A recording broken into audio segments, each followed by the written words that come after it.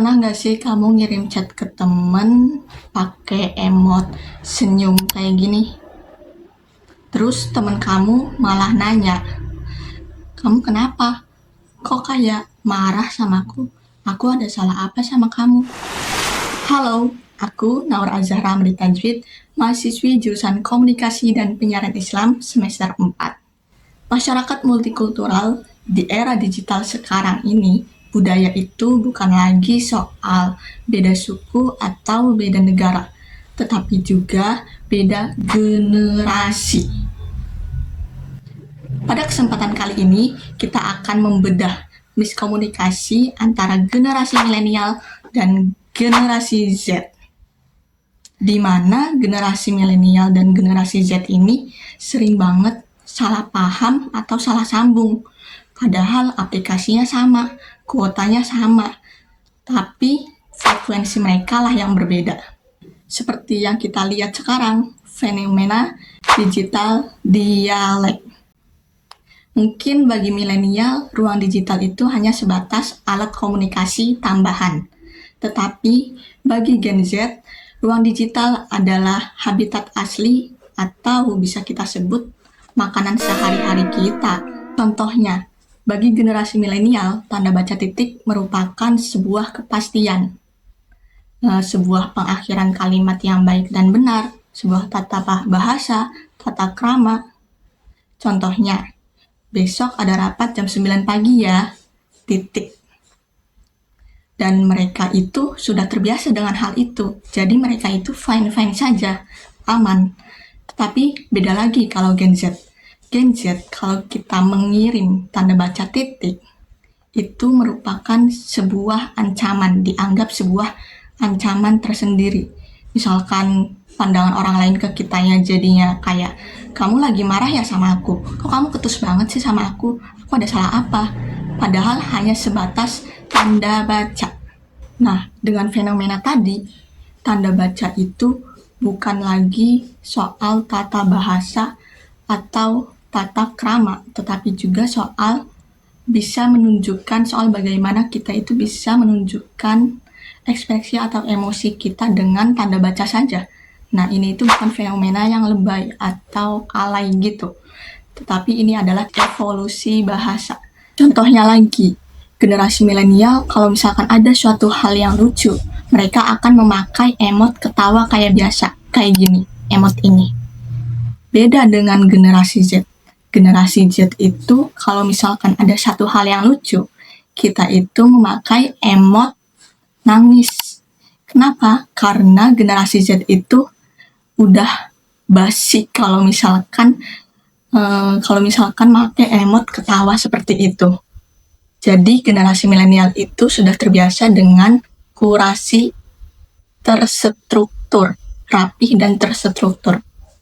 Sedangkan generasi Z itu yang raw content, maksudnya yang nggak butuh basa-basi, yang langsung to the point dengan apa yang ingin disampaikannya. Dengan kejadian fenomena-fenomena tadi, ada dua konsep teori tentang komunikasi antar budaya ini. Yang pertama ada teori low contact and high contact culture, di mana low contact and high contact culture ini merupakan teori komunikasi antar budaya yang diperkenalkan oleh Edward T. Hall. Di dalam teori ini menjelaskan bagaimana orang yang berbeda budaya itu bisa menyampaikan atau menafsirkan sebuah pesan ke orang lain. Apakah pesan itu lebih banyak dikomunikasikan secara langsung atau belak-belakan gitu, atau ada makna-makna yang tersirat dari pesan itu.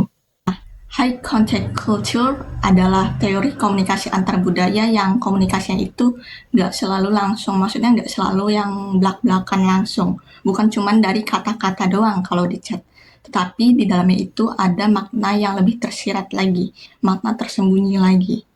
Contohnya, misalkan teman kamu itu bilang, atau ngechat, balas chat kamu, terserah kamu deh.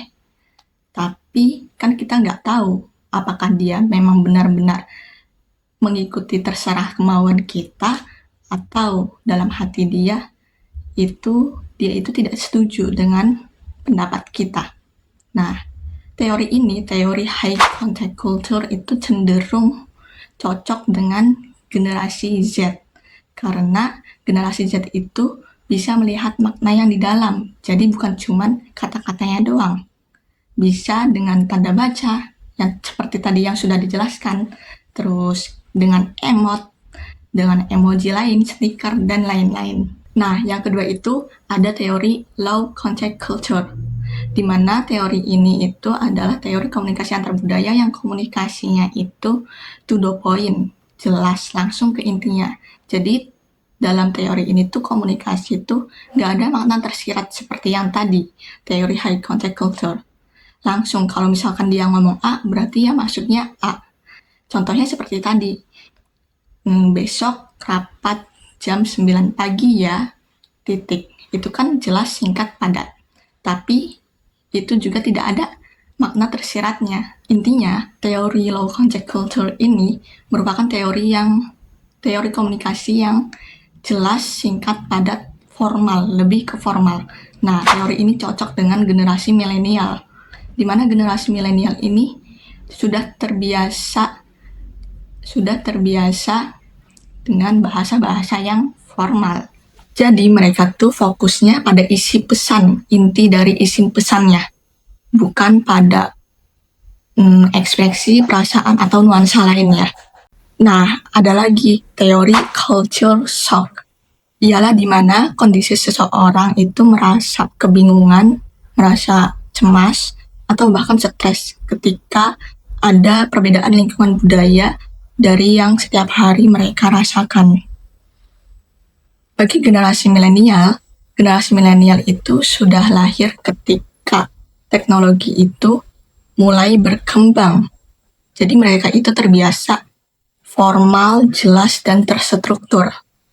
Berbeda dengan generasi Z. Generasi Z itu lahir ketika teknologi sudah sedang pesat-pesatnya. Jadi mereka itu terbiasa mengandalkan nuansa ekspresi, ataupun perasaan, ataupun lain-lain. Nah, dengan adanya perbedaan gaya komunikasi antara generasi milenial dan generasi Z, itu bisa membuat kita berbeda juga cara menafsirkan pesan-pesannya. Ketika generasi milenial mengirim chat kepada Gen Z, mungkin menurut mereka itu memang sudah biasa saja, netral, fine. Dan itu yang sudah mereka lakukan sejak dulu. Tapi dari sudut pandang Gen Z itu bisa berbeda lagi. Mungkin Gen Z itu berpikir, apa sih ketus banget? Kok dingin banget? Bahkan mereka bisa berpikir sombong. Nah, itulah yang dinamakan culture shock. Nah, dengan perbedaan gaya komunikasi antara generasi milenial dan generasi Z, itu menurut saya bukan masalah yang sepele.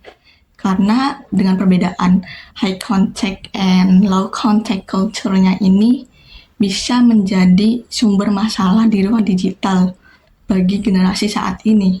Dan jadilah miskomunikasi antar generasi. Maka dari itu sebabnya pesan itu tidak diterima dengan baik. Yang satu merasa sudah menyampaikan dengan jelas dan singkat, padat gitu. Tapi yang satunya lagi merasa kalau pesan itu disampaikan terlalu blak-blakan atau tidak sopan. Secara akademik menunjukkan bahwa komunikasi digital itu bukan tentang teknologi saja, tetapi juga tentang bagaimana cara kita memahami konteks budaya yang sudah ada. Budaya seperti generasi milenial dan generasi Z. Menurut saya, dengan adanya perbedaan komunikasi ini bukan untuk dipertentangkan, melainkan untuk dipahami. Solusinya, kita itu harus lebih sadar bahwa nggak semua orang bisa berkomunikasi dengan cara yang sama. Oleh karena itu, untuk semua generasi kita itu harus sama-sama belajar dalam memahami budaya yang digital saat ini. Intinya, beda generasi, beda juga cara baca chatnya. Jadi, komunikasi itu bukan tentang siapa yang paling benar, tapi tentang siapa yang paling bisa memahami. Teori-teori yang sudah saya jelasin tadi, itu bersumber dari buku dan jurnal di bawah ini. Sekian dari saya.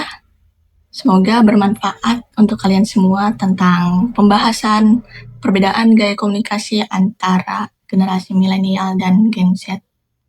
Dadah!